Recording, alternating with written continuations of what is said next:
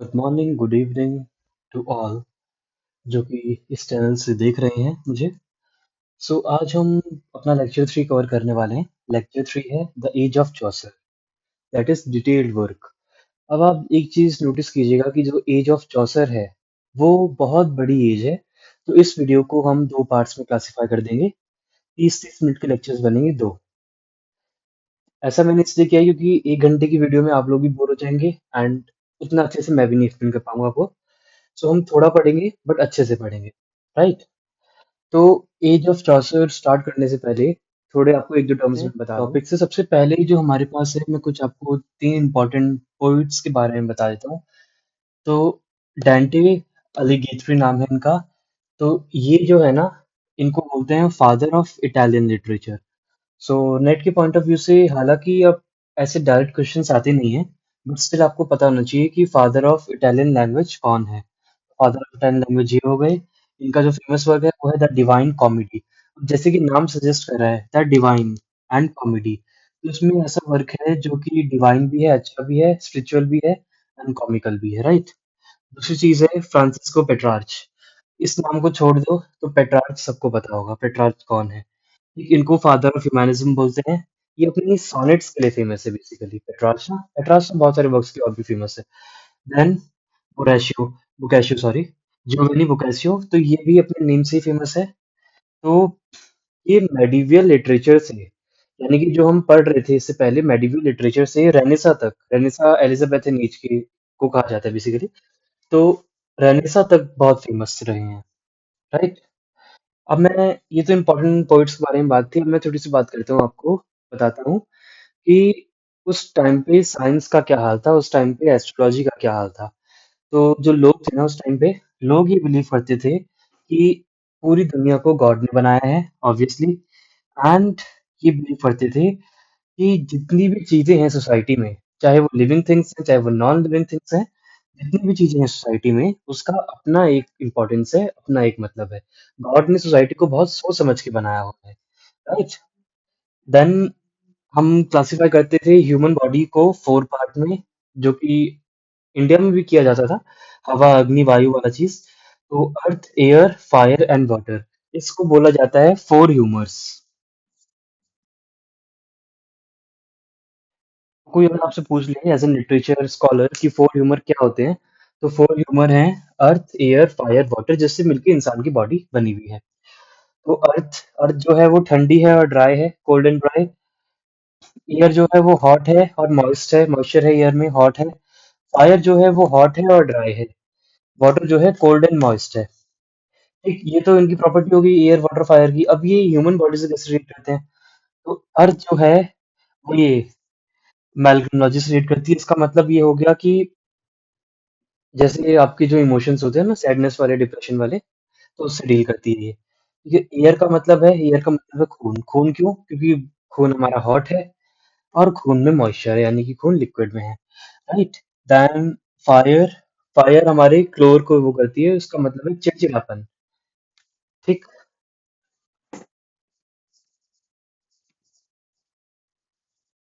अपने नोट्स में हिंदी में लिख लिया कीजिए, कोई प्रॉब्लम नहीं है। देन वाटर जो है हमारा, वो फिल्म को रिप्रेजेंट करता है, राइट? इसका मतलब क्या था? Sad emotions. एक तो ये हो गए हमारे फोर ह्यूमर्स, जो कि एज ए लिटरेचर स्टूडेंट आपको इतना कुछ याद रखने की जरूरत नहीं है। बस आप ये अर्थ, एयर, फायर एंड वाटर लिख दीजिए। फोर ह्यूमर पूछे जाए आप तुरंत आंसर लिख देंगे। अब मैं आपको बताता हूँ कुछ इवेंट्स के बारे में जो कि बहुत इंपॉर्टेंट है क्रोनोलॉजी के लिए। Let's discuss about some chronology, जो कि स्टार्टिंग से हो रही है, ताकि आप लोग कनेक्टेड महसूस करें ना। तो 1066 में विलियम वन द कॉन्क्वेयर, यानी कि वही विलियम वन जो जिसने एंग्लोस पे अटैक किया था एंड अपना नॉर्मन को इनक्वेस्ट किया था, राइट? पिछले लेक्चर्स आप देख लेंगे ताकि आपको क्लियर हो जाए। विलियम वन द कॉन्करर, फिर आते हैं William two, obviously William one है तो विलियम टू आएंगे, बेटे आएंगे उनके। फिर आते हैं हेनरी वन, हेनरी वन के बाद फिर स्टेफन। सबके ईयर्स यहाँ पे दे रखे हैं। स्टेफन के बाद 1154 में आते हैं हेनरी फिफ्थ। ये जो है, हेनरी फिफ्थ बोलो सॉरी, हेनरी सेकंड। ये जो है प्लेंटाजेनेट्स हैं। प्लेंटाजेनेटिक डायनेस्टी का नाम है, तो प्लेंटाजेनिक डायनेस्टी से हैं। जैसे कि इंडिया में डायनेस्टी होती है वैसे ही वहां पर भी होती थी, राइट? देन 1170 में मर्डर ऑफ थॉमस बैकेट। जो हेनरी सेकंड है ना, इन पे ये आरोप लगा कि इन्होंने थॉमस बेकेट का मर्डर करवाया। क्यों करवाया? क्योंकि जो हेनरी सेकंड थे वो चाहते थे कि एट द एंड इंग्लैंड में कोर्ट बने, कोर्ट बोल रहा हूँ सॉरी, चर्च बने, बट वो पॉसिबल नहीं हो पा रहा था इनकी वजह से, तो इनका मर्डर करवा दिया था इन्होंने। ठीक, तो ये जो थॉमस ब्रैकेट थे ना, ये आर्क बिशप थे कैंटरबरी में। कैंटरबरी एक तीर्थ यात्रा वाली प्लेस है।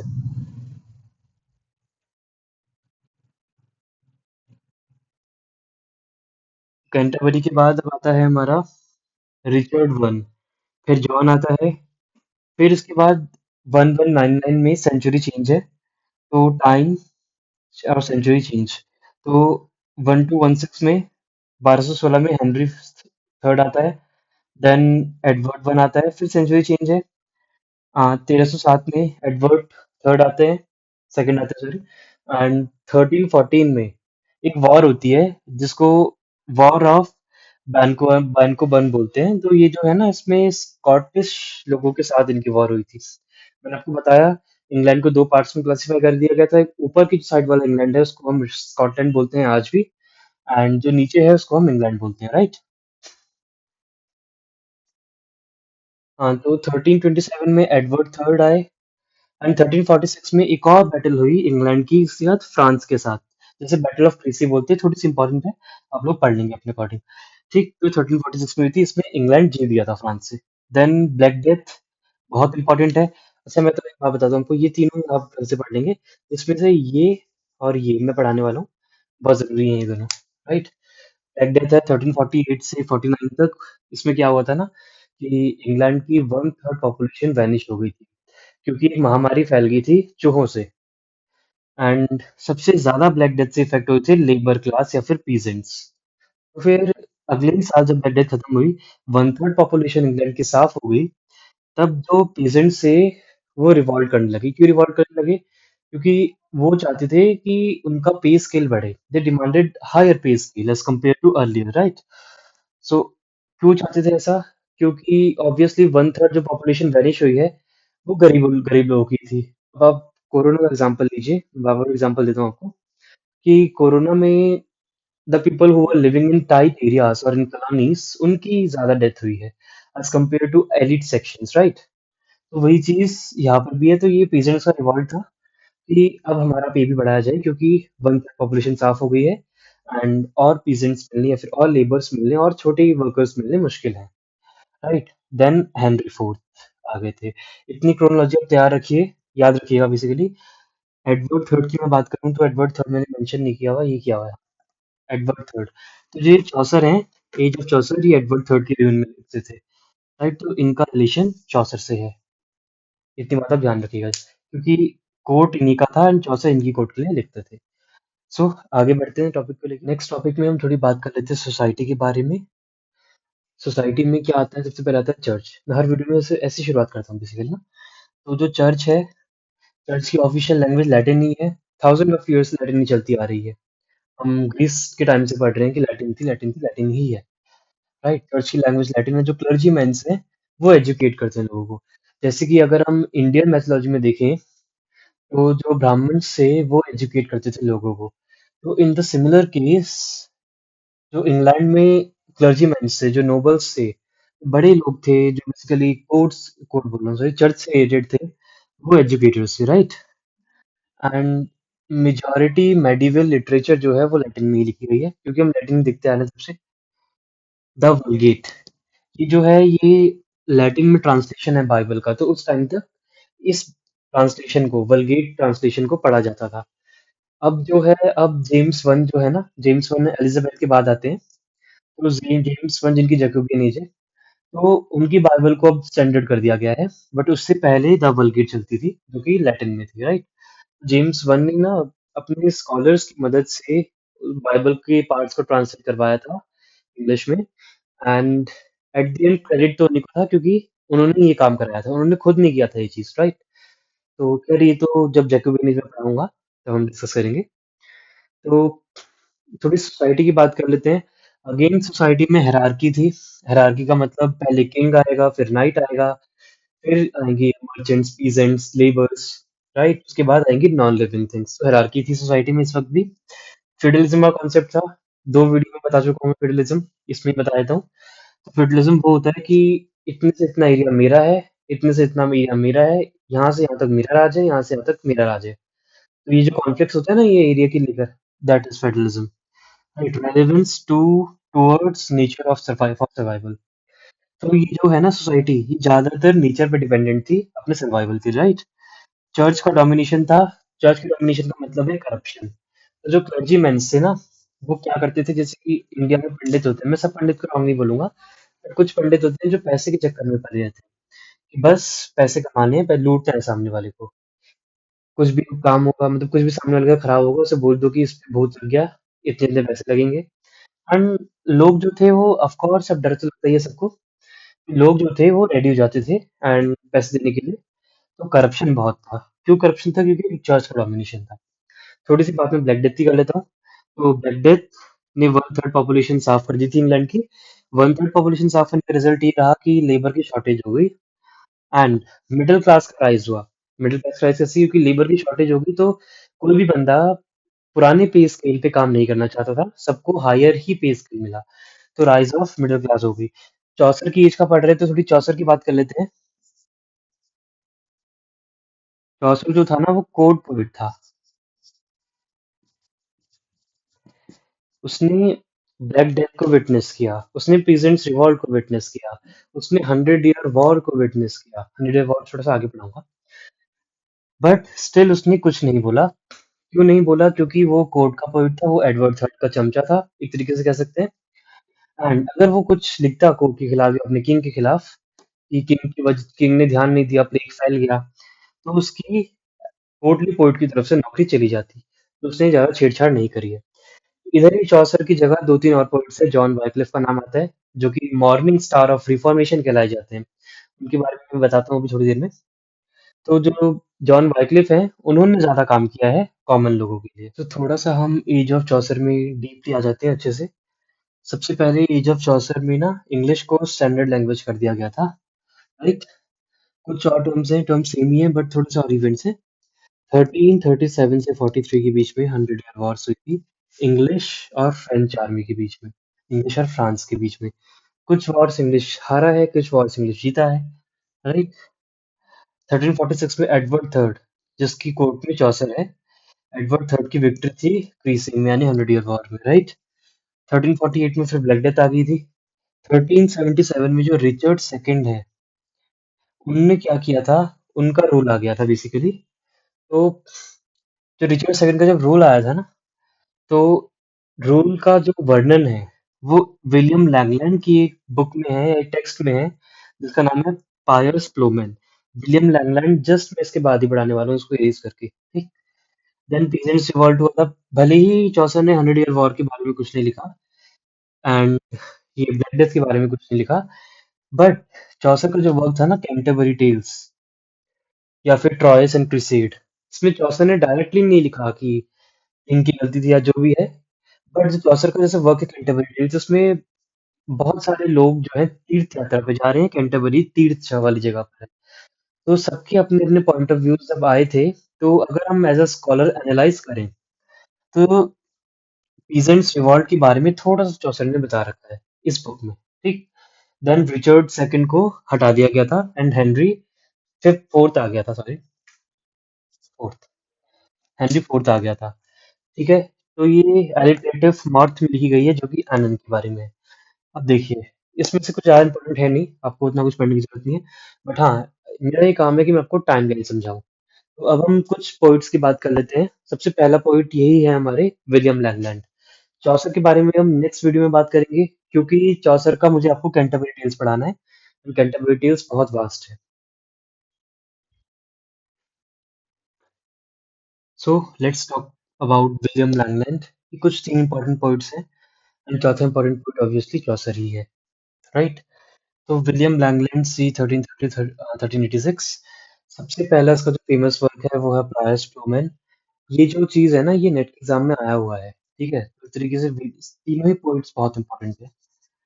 बट दिक्कत ये है ना कि थोड़े टाइम पहले तक थोड़े डायरेक्ट क्वेश्चंस आते थे, बट अब क्वेश्चंस घुमाने लगे हैं, तो चांसेस कम है कि डायरेक्ट ऐसा क्वेश्चन आ जाए कि हु रोट प्लायर्स प्लोमैन, आप आंसर मार्क कर दे विलियम लैंगलैंड। बट ये पीवाईक्यू में देखा हुआ क्वेश्चन है मेरा एज इट इज, तो आप लोग याद रखेंगे, ठीक है। तो ये एलिगोरिकल ड्रीम विजन पोम है। ड्रीम विजन पोम आप समझ सकते हैं कि क्या होता है, ड्रीम विजन, बट एलिगोरिकल क्या होता है ये। एलिगोरी का मैंने स्पेशली अपने सेक्शन बना रखा है, मैं आपको समझाता हूँ अभी, ठीक। तो ये जो पोम है ना, पायस फ्लोमेन, सबसे पहले आपका होमवर्क आज का यही है कि जो पायस फ्लोमेन है आप इसकी समरी देखेंगे, आप इसकी समरी पढ़ेंगे, गूगल पे डालेंगे तो 5 मिनट 10 मिनट लगता है मुश्किल से समरी पढ़ने में, राइट। थोड़ा सा बता देता हूँ। तो इस जो वर्क है ना पायस फ्लोमेन में, उसमें हम इसका विजन यानी कि विलियम लैंगलैंड का थोड़ा सा विजन देखते हैं और कुछ फिगर्स देखते हैं, जैसे कि रीजन। अब देखिए पर्सोनिफिकेशन दिख रहा है ना यहाँ पे कि रीजन को एज ए हमने पर्सन बना दिया है, ठीक। हम रीजन देखते हैं, हम होली चर्च को देखते हैं, यहाँ पे पर्सोनिफिकेशन है। हम लेडी मीट को देखते हैं जो कि एक औरत है, ठीक। तो उसमें हम इसके विजन के साथ साथ इन तीनों के विजन्स भी देखते हैं, ठीक। तो एलिबरी क्या होती है, एलिबरी होती है कि सपोज कीजिए कि एक वर्क मैंने लिखा हुआ है, तो उस वर्क में मैंने डायरेक्टली तो नहीं पर इनडायरेक्टली दो सिंबॉलिक रीजंस दिए हुए हैं इस चीज के। समझाता हूँ एग्जांपल लेके, जैसे कि ये पायर्स प्रोमैन ही है ना, तो पायर्स प्रोग्राम में क्या है कि जो विलियम का विजन है, विजन ऑफ डब्ल्यू मतलब विजन ऑफ विलियम, विलियम का जो विजन है इस पायर्स फ्लोमैन में, वो क्या है ना कि जो कैरेक्टर है पायर्स, वो हम दो चीजों में क्लासिफाई कर सकते हैं, एक फार्मर में एक, और एक क्रिश्चियन के गॉड यानी क्राइस्ट में। तो यानी कि एक आदमी है ये पायर जो कि इस कैरेक्टर का प्रोटैगनिस्ट है, इस उसका सॉरी वर्क का, राइट। पायर्स है तो पायर्स को हम दो चीजों में देखते हैं, एक तो नॉर्मल फार्मर हो गया और दूसरा हो गया क्राइस्ट, यानी कि एक फार्मर और एक ऐसा व्यक्ति जो कि एज इट इज हमारे जीसस क्राइस्ट की तरह है, यानी कि उन्हीं की तरह इसकी लिविंग है। तो बेसिकली क्या किया विलियम लैंगलैंड ने, एक तीर से दो निशाने मार दिए, राइट। ये एक तीर हो गया, ये दो निशाने हो गए, तो इसी को हम एलेगरी बोलते हैं, ठीक हो गया। अब हम बात कर लेते हैं जॉन ग्रोवर की, 131408। तो इनको मिरर ऑफ मैनकाइंड बोला जाता है, इस चीज को आप ध्यान रखेंगे, नेट में आ सकते हैं क्वेश्चन, ज्यादा क्वेश्चन नहीं आते हैं इस टॉपिक से, मुश्किल से दो या तीन ही आते हैं। तो mirror of Mankind is John Grover. John Grover जो थे ना, वो आपके जॉफरी चौसर के बहुत अच्छे दोस्त थे, दोनों ही कोर्ट के पोइट्स थे। बट हुआ क्या कि दोनों के बीच में थोड़ा सा विवाद हो गया, एंड उस विवाद का रिजल्ट ये रहा कि जॉन ग्रोवर कोर्ट से बाहर चले गए, एंड जॉन ग्रोवर ने नॉर्मल लोगों के लिए लिखना शुरू कर दिया, बट चौसर स्टिल कोर्ट में ही थे, राइट। तो इनका वर्क है बहुत इंपॉर्टेंट, मिरर ऑफ मैनकाइंड, इनका वर्क भी है, इनको बोला भी यही जाता है, राइट, मिरर ऑफ मैनकाइंड। तो नेट पे ऐसा नहीं आएगा डायरेक्ट कि मिरर ऑफ मैनकाइंड दे दिया आपको, नेट पे इसका ओरिजिनल नाम आएगा, जो कि ओरिजिनल नाम है मिरर डे ओमनी। अब दिक्कत ये है कि ये हमें याद होगा नहीं इस जन्म में, तो मिरर याद रखिएगा आप, यहाँ पे भी मिरर है, यहाँ पे भी मिरर है, तो यानी कि ऑप्शन ये वाला सही होगा, राइट। ये सब करना आना चाहिए ताकि एग्जाम में कम टाइम में आप ज्यादा क्वेश्चन अटेम्प्ट कर सकें। वॉक्स क्लेमेंटिस बहुत इंपॉर्टेंट वर्क है इनका, मैं आपको मार्क कर देता हूँ। ये पीएस फ्रोमैन आपको देखनी है, वॉक्स क्लेमेंटिस आपको देखनी है। एक इनका वर्क है कन्फेसियो अमेंट्रिस। तो ये जो वर्क है ना, ये 50 मैन्युस्क्रिप्ट्स में लिखा गया है, कुछ मैन्युस्क्रिप्ट्स मिली कुछ नहीं मिली, बट हाँ कंबाइंड वर्क तैयार करा गया, ठीक। तो इसमें ना अमन्स नाम का एक लवर है, उसकी कहानी है ये। फ्री टाइम मिलेगा तो डेफिनेटली आप इसको भी देख लेंगे एक बार, राइट। अब हम लास्ट की बात करते हैं जो कि है जॉन ब्राइक्लिफ। जॉन ब्राइक्लिफ है मॉर्निंग स्टार ऑफ रिफॉर्मेशन, यानी कि जहां पर ये जॉन ग्रोवर, जहां पर हमारे चौसर कोर्ट के बारे में लिख रहे थे, वहां पर जॉन ब्राइक्लिफ जो है वो नॉर्मल पीपल के लिए लिख रहा था, नॉर्मल लोगों के लिए लिख रहा था, तो उसको बोलते हैं morning star of reformation, right. इसने क्या किया था ना कि जो लैटिन बाइबल है, लैटिन बाइबल मैंने आपको अभी पढ़ाया, वलगेट है, लिखा भी है मैंने शायद, हाँ, लैटिन बाइबल वलगेट है। तो उसने लैटिन बाइबल को इंग्लिश में ट्रांसलेट किया। अब ऑब्वियसली सारी बाइबल ट्रांसलेट करना बहुत मुश्किल है, तो इन्होंने क्या किया कि जो इंपॉर्टेंट वर्सेस थे बाइबल के उनको ट्रांसलेट किया। इससे क्या हुआ कि जो नॉर्मल लोग थे, जो इंग्लिश बोलते थे, नॉर्मल लोग जितने भी सोसाइटी में थे, गरीब लोग थे जो इंग्लिश बोलते थे, वो बाइबल पढ़ पा रहे थे अब। और उस टाइम पे ऐसा सीन था कि इनकी बाइबल से पहले जो ये वलगेट चल रही थी, इसको सिर्फ क्लर्जी मैन नहीं पढ़ सकते थे, क्योंकि लैटिन क्लर्जी मैंस को ही सिखाई जाती थी, ठीक। बट इनके आते ही जॉन वाइक्लिफ के आके इन्होंने कन्वर्ट कर दिया, एंड इनके कन्वर्जन की वजह से लोगों को थोड़ी-सी ज़्यादा ज्ञान की प्राप्ति हुई रेदर देन लूटना। जो आप एग्ज़ाम्पल लीजिए कि आपको अगर थोड़ी थोड़ी बहुत भी पंडिताई आती है, इंडिया में बात कर रहा हूँ, तो आप नहीं लूटोगे जाकर वहाँ पर। तो वैसे ही था यहाँ पर भी, अगर आपको थोड़ी बहुत बाइबल आती है तो आप क्लर्जी के हाथों कम लूटोगे as compare to earlier persons, right? तो ये जो थे ना, ये इतना रिफॉर्मेशन करते थे कि इन्होंने अपना अलग से ही ग्रुप बना लिया था, जिसको बोलते थे लॉ लार्ड्स। जो लॉ लार्ड्स है ना, ये राजा ने रखा था इनका नाम। क्यों रखा था? क्योंकि लॉ लार्ड्स का मतलब वो लोग जो कि बिल्कुल बेवकूफ हैं, जो कि चर्च के अगेंस्ट जा रहे हैं, जो कि इनके रूल के अगेंस्ट जा रहे हैं, बट स्टिल लॉ लार्ड्स में बहुत लोग आए थे। अगले ऑथर है हमारे जॉफ्री चौसर, जो कि हम नेक्स्ट वीडियो में डिस्कस करेंगे। जॉफ्री चौसर, उनके दो तीन works and most important Canterbury Tales, पूरी वीडियो चौसर के ऊपर जाएगी। सो कल ही आ जाएगी वीडियो, आप ट्यून रहिएगा। मैं आपको थोड़ी समरी बता देता हूँ। समरी में हमने क्या किया? आज हमने क्या क्या किया पूरा? आज हमने किया start of age of Chaucer, right? दूसरी चीज हमने पढ़ी एस्ट्रोलॉजी, यानी कि फोर ह्यूमर्स, बहुत इंपॉर्टेंट है, याद रखिएगा। तीसरी चीज हमने पढ़ी है सोसाइटी एंड चर्च। फिर हमने पढ़े हैं ऑथर्स। ऑथर्स बोलना गलत है, पोइट्स, ठीक? जिसमें William Langland, John Grover, John Wycliffe आते हैं। नेक्स्ट वीडियो में हम पढ़ेंगे चौसर के बारे में, और हमने वो भी तो पढ़ा है, ब्लैक डेथ। ब्लैक डेथ पढ़ा है, 100 ईयर वॉर पढ़ी है, ठीक? And chronology table, chronology table मैंने आपको दो बताई हैं टोटल, ठीक है? तो ये हो गई इस लेक्चर की समरी। एंड होमवर्क में आपका यही है आज का कि पायरस प्रोमैन आप देखें, एंड एक टॉपिक और था वॉक्स क्लेमेंटिस आप देखिए, एंड अगर आपको टाइम लगता है तो आप एक कन्फेसियो मेंटिस भी देख सकते हैं, अच्छी बुक है, राइट? सो इतने रखते हैं हम आज के लेक्चर में, मिलते हैं हम एज ऑफ चौसर में, तब तक स्टे ट्यून्ड, कल ही वीडियो आ जाएगी। Thank you.